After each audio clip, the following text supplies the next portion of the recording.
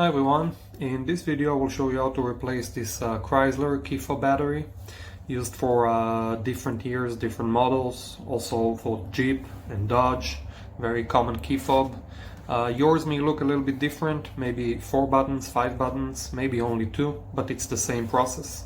The battery we will need is a CR2032 and you can click on the link below to get it online. Very easy.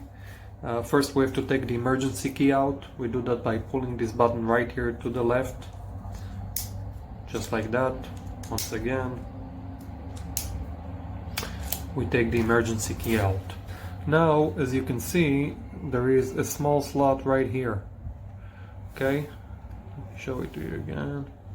This one right here.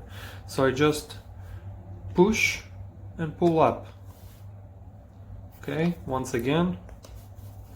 Very easy, no need to apply a lot of pressure. You can also do it with your key, by the way, but just in case. A small flathead right here. We insert it in and we pull up and we open the key fob. This is the chip, you don't need to touch that. And now we just have to replace the battery. Take the battery out once again. Right here underneath, CR2032, and this is a good one, so I will use it again. We put it again face down,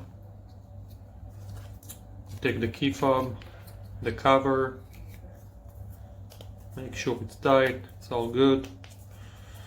We take the emergency key, we put it back.